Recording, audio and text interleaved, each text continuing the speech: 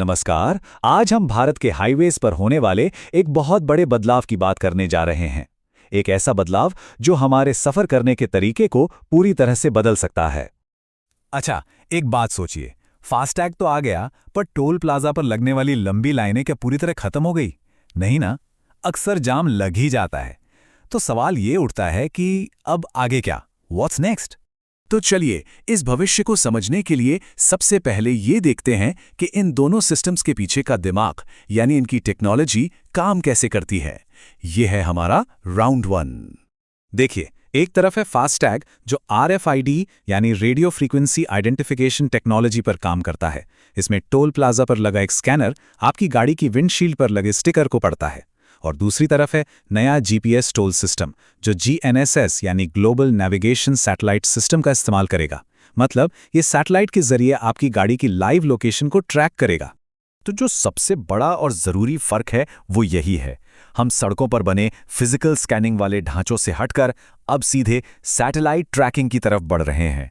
अब आते हैं सबसे काम की बात पर, जिसकी हम सबको सबसे ज़्यादा परवाह होती है, यानी पैसा। तो राउंड 2 में देखते हैं कि टोल के पैसे कटने के तरीके में क्या अंतर आएगा। फिलहाल फास्टैग में क्या होता है, आप टोल प्लाजा पार करते हैं और एक फिक्स्ड अमाउंट कट जाता है, भले ही आपको कुछ किलोमीटर बाद ही हाईवे से उतरना हो। लेकिन GPS सिस्टम पे एज यू यूज के नियम पर चलेगा।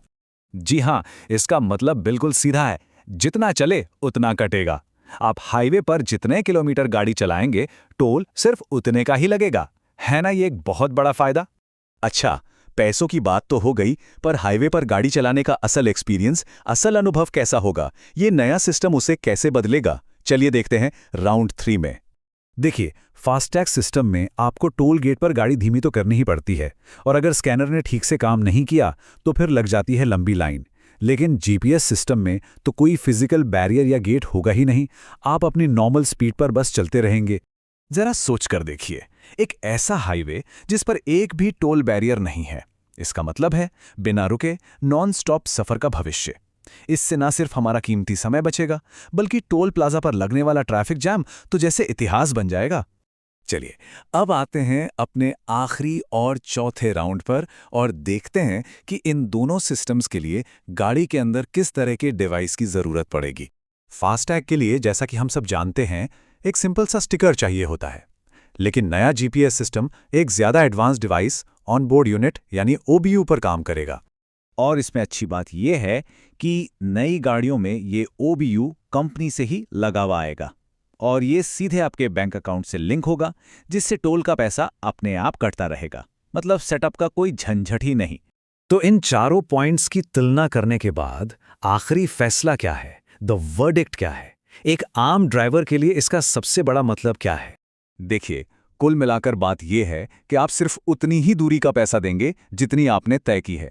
टोल प्लाजा पर रुकने या गाड़ी धीमी करने का चक्कर ही खत्म हो जाएगा। इससे हाईवे पर लगने वाला जाम बहुत कम होगा और ये एक मॉडर्न और कहीं ज्यादा बेहतर सिस्टम है। तो ये बदलाव यकीनन एक बहुत बड़ी तकनीकी छलांग है, लेकिन असली सवाल ये उठता है कि क्या भारत वाकई में इन बिना बैरियर वाले हाईवेज के नए दौर के लिए पूरी तरह से तैयार है? इस पर सोचिएगा जरूर।